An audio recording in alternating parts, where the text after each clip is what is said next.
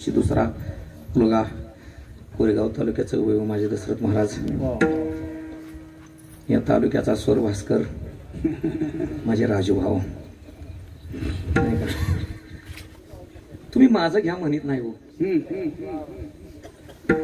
नाही का? तेवढं खरं आहे. एरंड्या जरा बोंबलून ऐकावे लागते, त्या खपली गावाला ओरडावं लागत नाही. तुम्ही कुठंही असा नाही म्हणा, पण तुम्ही नाही दगत. कारण तुम्ही ज्या वेळेला भेटाल ना त्यावेळेला तुमचा स्वर आमचं स्वर बिघडावतो. पुढं म्हणायचंच कळत नाही. एवढी देणगी आहे या माणसाला फार मोठी. खरंच की त्रिवेणी संगम ग्रुपचं फार मोठं वैभव आहे ते. स्वर भास्कर आपलं काय म्हणायला हरकत आहे. आपल्यालाच आपण म्हणा दुसऱ्याच्या पोरांच्या नाकाचा शेंबूड काढून काढून कंटाळा आलाय, नाही का? आपल्या त्याला कंटाळू नये, कारण कौतुकानं संप्रदाय मोठा होतो. तुम्ही म्हणाला आम्ही बसू का खाली, आम्ही काय, तुम्ही सगळीच माझ्यासाठी मोठे आहे. माझा सागर महाराज शास्त्री शाळा कमी, पण विचार वा काय बोलावं. विसापूरचं वैभव आहे, गाववाडीचं वैभव आहे. आपलंच घेऊन निर्वाहू, नाही का? आपल्याकडेच नाही का, घर घरातनच फुटतं. आपण आपल्याकडेच नीट बघत नाही, त्याच्यामुळे बाहेरची म्हणते त्याला घरातलीच मांड नाही, का बस त्याला काय म्हणतेच पुन्हा ठेव. पण आपल्याला मोठं म्हणावं. आईला आपल्या बाळाचं कधी असं दुसऱ्यानं बोललेलं पटत नाही. बाळ्या फार मोठा टाका घालून आलेला असतो तरी आई म्हणते माझं पोर तसलं नाही. नाही ग आई, नाही तुझं पोर तसलं. पण ती बाई कडक असल्यामुळे बाकीची मध्ये बाई कडक आहे, तिचे देखता चांगलं म्हणा, तिच्या समोर तरी चांगलं म्हणा, नसू द्या. मनातनं कौतुक करण्यासाठी स्वतःची उंची तितकी असावी लागते. विठाला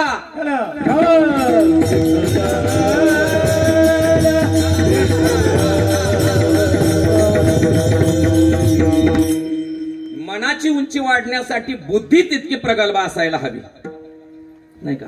बुद्धीचे वैभव बुद्धीतनं मोठं असावं. आणि त्या बुद्धीचं नाव आहे सद असद विवेक बुद्धी.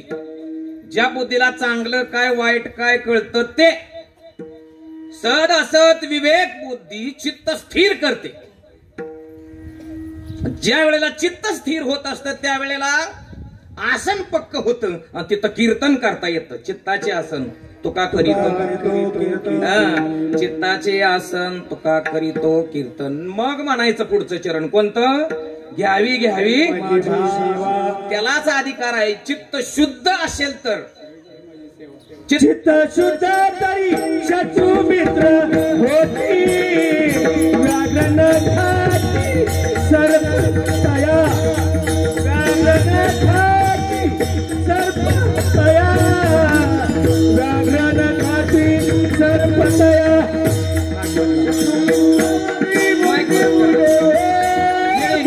व्याघ्रन खाती सर्पतया, व्याघ्रन खाती सर्पतया, व्याघ्रन खाती सर्पतया.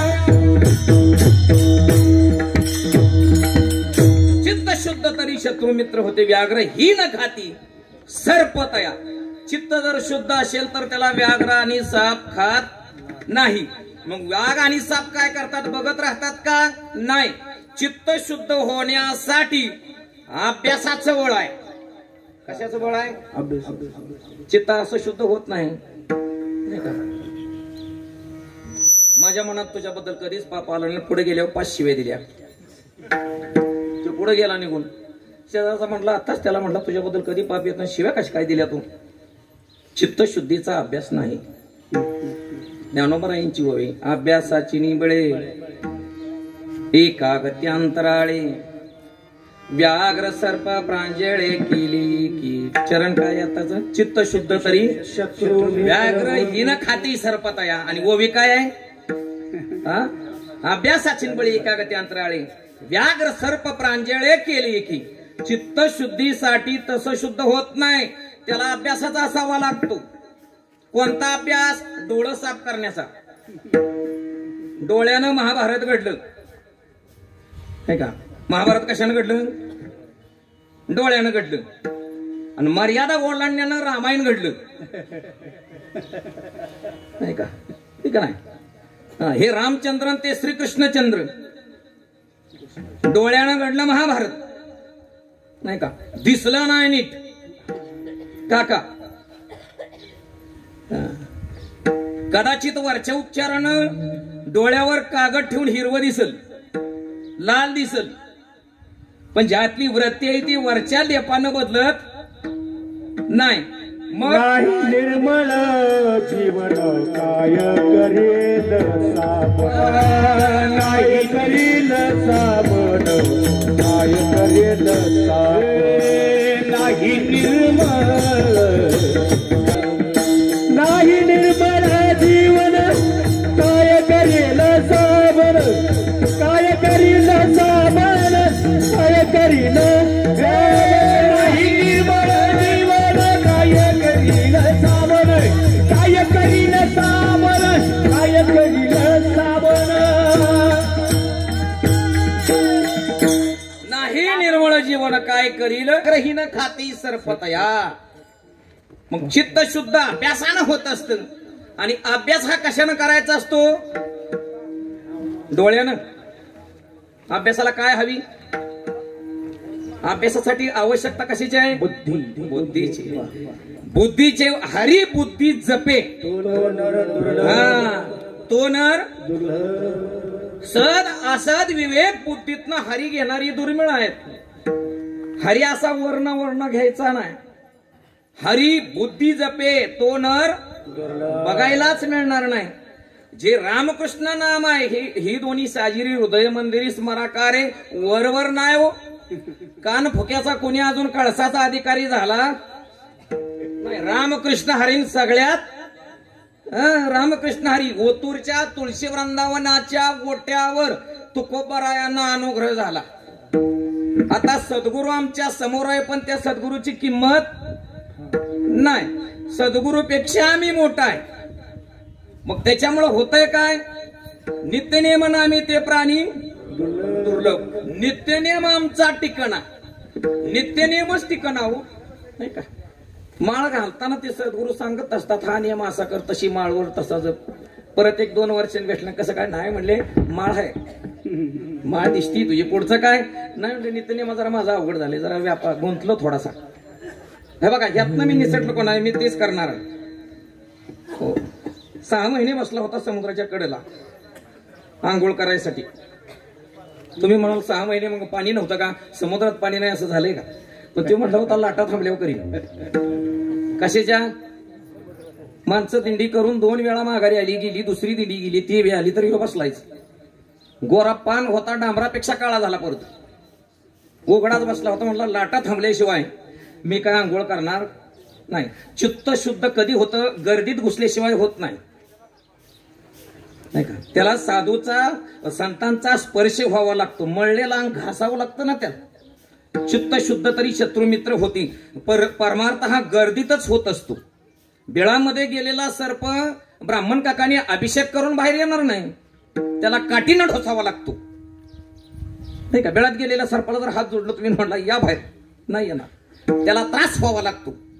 सर्पाला त्रास झाला की तो चवताळतो नाही का? चवताळला की मग काय होतं? जे जे तुझ्या भक्तीस लागले त्याचेच केलेस. कळलं का? दूध देवा तुवा कोणाचे केलेस बरे, जे जे लागले तुझ्या नादा त्यांची तू बुडविली सगळे. भगवान परमात्म्याचं या ठिकाणी दीनानाथ ब्रीद सांभाळे आपले हे खरं आहे. पण जे जे तुझ्या भक्तीस लागले त्याचेच केलेस वाटोळे. म्हणजे काय? ज्या वेळेला नाम घ्या नामाचा धारक होतो त्यावेळेला नेनो प्रकार आणि इथं दृढता पाहिजे. त्याला दृढ परोक्ष ज्ञान म्हणतात नाही का? परोक्ष ज्ञान, अपरोक्ष ज्ञान आणि दृढापरोक्ष ज्ञान 3 पद्धतीने शास्त्र विचार करतं. बिळामध्ये गेलेला सर्प काठीनं जर ढोसला तर तो बाहेर येतो, अन्यथा येत नाही. काठीनं ढोसला की तो चवताळतो, अंगावर येईल, भीती वाटल. पण नामाची जर त्या ठिकाणी आपली धार आहे ती जर बळकट असेल तर तो दंश करीत नाही. पण आपण असं आहे हेही बरं तेही बरं.